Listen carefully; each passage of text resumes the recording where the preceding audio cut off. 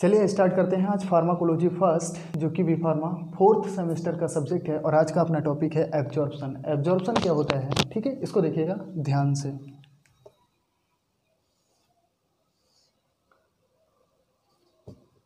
ये जीआईटी का फेज है और ये ब्लड का फेज है, ठीक है। जीआईटी में ड्रग के मॉलिक्यूल आ चुके हैं और ड्रग के मॉलिक्यूल का जीआईटी से ब्लड में जाना, जीआईटी से ब्लड में जाना, इसको बोलते हैं एब्जॉर्प्शन, ठीक है। तो absorption is a process in which the movement of the drug from GIT to blood. Absorption एक ऐसा प्रोसेस होता है जिसमें ड्रग के मॉलिक्यूल जीआईटी से ब्लड की तरफ मूवमेंट करते हैं, ठीक है। अब देख लेते हैं mechanism of absorption. Mechanism of absorption, पहला आता है पैसिव एब्जॉर्प्शन, सेकेंड आता है एक्टिव एब्जॉर्प्शन, थर्ड आता है फैसिलिटेटेड एब्जॉर्प्शन और फोर्थ आता है पिनकोसाइटोसिस एब्जॉर्प्शन। पैसिव एब्जॉर्प्शन क्या होता है, फैसिलिटेटेड एब्जॉर्प्शन क्या होता है, एक्टिव एब्जॉर्प्शन क्या होता है, पिनकोसाइटोसिस एब्जॉर्प्शन क्या होता है, इनको देखेंगे बारीक बारीक से। तो पहला आता है पैसिव एब्जॉर्प्शन। पैसिव एब्जॉर्प्शन में क्या होता है, जो ड्रग का मॉलिक्यूल होता है वो हायर कंसंट्रेशन से लोअर कंसंट्रेशन की ओर मूवमेंट करता है।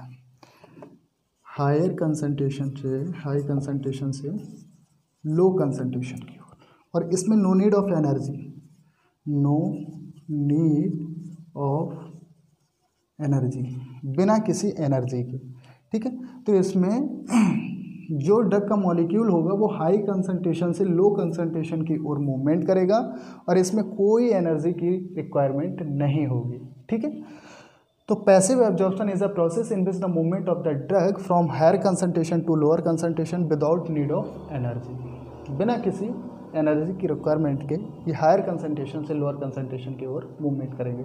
कैसे, देखिएगा, जीआईटी में ड्रग का कंसंट्रेशन हाई है और ब्लड में कंसंट्रेशन इसका नहीं है, ठीक है। तो ये हायर कंसंट्रेशन से लोअर कंसंट्रेशन में मूवमेंट कर रहे हैं, ठीक है। समझ में आ गया। अगला देखते हैं, इसको इरेज करता हूँ, बाकी आप नोट कर लेना।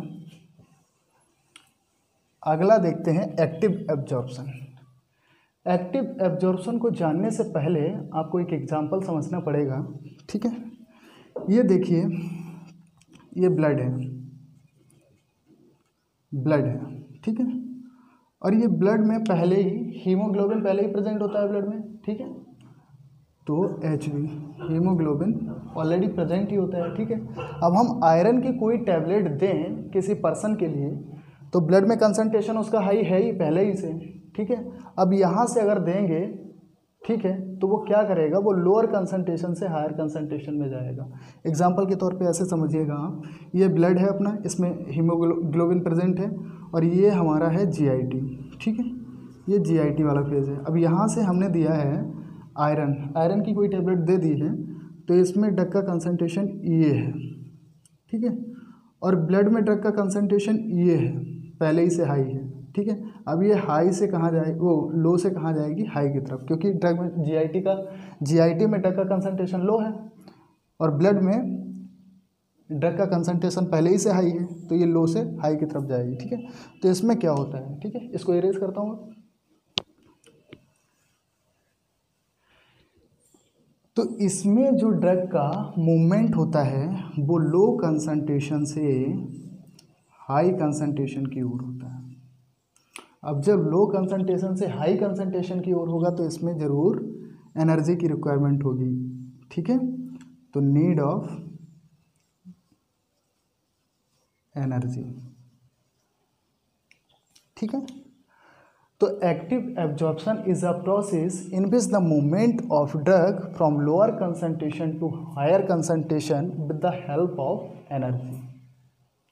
ये एनर्जी की रिक्वायरमेंट होती है, क्योंकि आप समझिएगा कि जैसे आप एक कोई पर्सन है जो कि छत पे खड़ा है, ठीक है, और नीचे एक पर्सन खड़ा है छत पे, ठीक है। तो ऊपर वाला जो बॉल फेंकेगा वो इजीली फेंक सकता है क्योंकि उसमें एनर्जी की रिक्वायरमेंट है ही नहीं, वो ऐसे पकड़ेगा छोड़ देगा। लेकिन जो नीचे खड़ा है वो इस तरह से जब फेंकेगा बॉल को तो जाहिर सी बात है उसमें एनर्जी की रिक्वायरमेंट होगी, भाई ताकत लगेगी ऊपर फेंकते हुए, लेकिन ऊपर से नीचे फेंकते हुए नहीं लगेगी। तो वही चीज़ इसमें बोलता है, ठीक है। इसमें बोलता है कि इसमें जो ड्रग का मॉलिक्यूल होता है वो लो कंसंट्रेशन से हाई कंसंट्रेशन की तरफ मूवमेंट करता है, जो कि उसको एनर्जी की रिक्वायरमेंट होगी, ठीक है। तो ये हमारा फिनिश हुआ है एक्टिव एब्जॉर्प्शन। अब देखते हैं फैसिलिटेटेड एब्जॉर्प्शन क्या होता है, ठीक है। तो फैसिलिटेटेड एब्जॉर्प्शन को जानने से पहले एग्जाम्पल समझिएगा, अच्छे से समझ में आएगा, ठीक है। ध्यान से देखिए,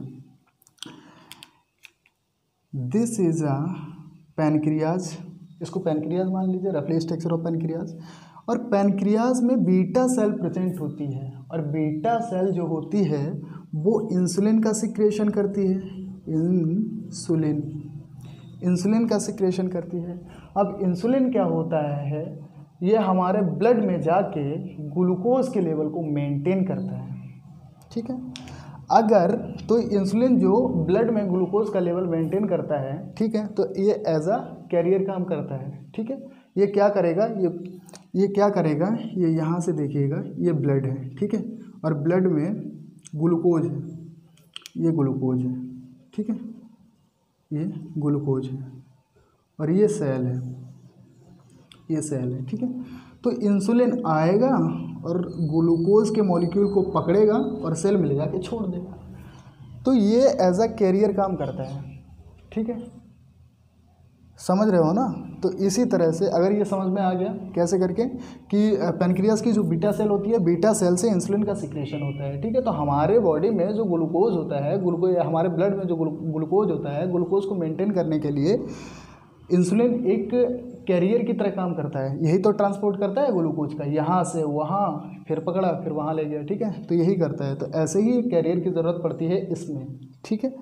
फैसिलिटेटेड एब्जॉर्प्शन में एक कैरियर की ज़रूरत पड़ती है, जो कि कैरियर आएगा और ड्रग के मॉलिक्यूल को पकड़ेगा और ब्लड में ले जाएगा, ठीक है। तो फैसिलिटेटेड एब्जॉर्प्शन क्या होता है, तो facilitated absorption is a process in which the movement of drug from GIT to blood with the help of carrier. इसमें किसी कैरियर की ज़रूरत पड़ती है, ठीक है। कैरियर मीन्स क्या होता है, अब वो चाहे प्रोटीन का कैरियर हो सकता है, जैसे इंसुलिन की तरह ड्रग को पकड़ लिया, इस कैरियर ने पकड़ा, अब ये ले जाएगा वहाँ पे ब्लड में छोड़ देगा, छोड़ने के बाद में फिर अपने आप से फ्री हो जाएगा, फिर दूसरे को पकड़ेगा और ले चला जाएगा, ठीक है। तो ये हो गया हमारा फैसिलिटेटेड एब्जॉर्प्शन। अगला देखते हैं पिनकोसाइटोसिस एब्जॉर्प्शन। पिनकोसाइटोसिस एब्जॉर्प्शन क्या होता है, अब इसमें देखिए ये सेल का स्ट्रक्चर है, this is the structure of the cell, ठीक है। प्लाज्मा, ये प्लाज्मा मेम्ब्रेन है, और प्लाज्मा मेम्ब्रेन में कुछ पोर्स होते हैं, ठीक है। ये जो पोर्स हैं इनको थ्रू, अब ये ड्रग जो होगा जीआईटी में ये इनके थ्रू इन पोर के थ्रू ब्लड में इजीली पहुंच जाएगा, ठीक है। तो इसको बोलते हैं पिनकोसाइटोसिस, ठीक है। तो ये था पूरा लेक्चर कि एब्जॉर्प्शन क्या होता है और उसमें एब्जॉर्प्शन का मैकेनिज्म क्या होता है, ठीक है। पैसिव एब्जॉर्प्शन क्या होता है, एक्टिव एब्जॉर्प्शन क्या होता है, फैसिलिटेटेड एब्जॉर्प्शन क्या होता है, और पिनकोसाइटोसिस एब्जॉर्प्शन क्या होता है, ठीक है। तो ये था पूरा लेक्चर, कवर कर लिया और मिलते हैं अगले लेक्चर में फिर।